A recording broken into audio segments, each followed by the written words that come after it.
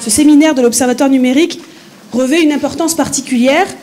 La thématique qui a été retenue, Construisons la filière numérique, s'insère pleinement dans le cadre du plan stratégique pour l'économie numérique qui a été voté par le Congrès le 28 octobre 2013. Ce plan est clair car il se décline maintenant en 33 actions précises qui visent plusieurs objectifs. D'abord celui, important en Nouvelle-Calédonie, de réduire la fracture numérique en soutenant les initiatives visant à ne laisser personne en dehors du chemin de la connaissance et du savoir.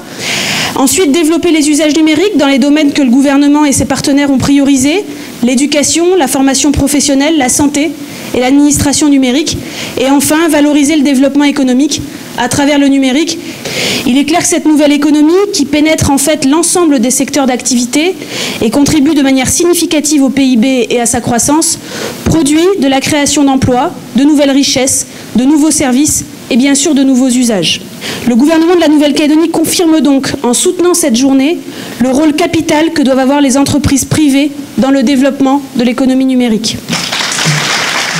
Ces rendez-vous a pour ambition de finaliser toute une série de rencontres et de travaux menés avec les professionnels numériques. Rencontres qui sont organisées depuis 2011 par l'Observatoire numérique et l'ACTIC, dans l'objectif de favoriser les échanges, de trouver des pistes de travail communs et surtout d'initier une réelle dynamique de la filière dans les domaines du numérique et des multimédias.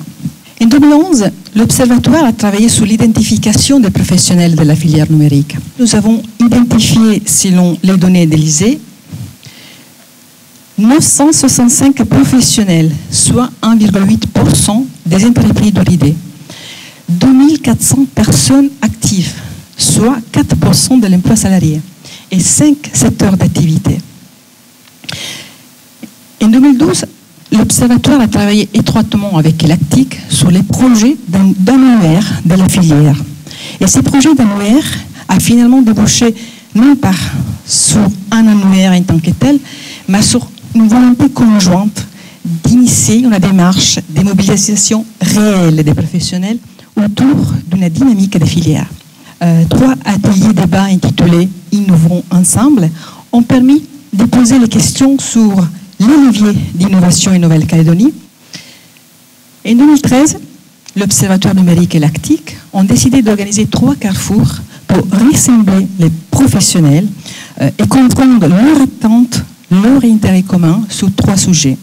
Donc, le développement d'applications, logiciels et progiciels, les équipements informatiques et leur cycle de vie, et un carrefour dédié aux créateurs de contenus du multimédia.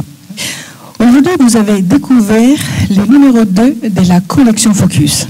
C'est une monographie qui valorise une étude du gouvernement de la Nouvelle-Calédonie, met en évidence le potentiel économique de la géomatique. L'Observatoire travaille avec vous, professionnels du numérique, depuis 2011.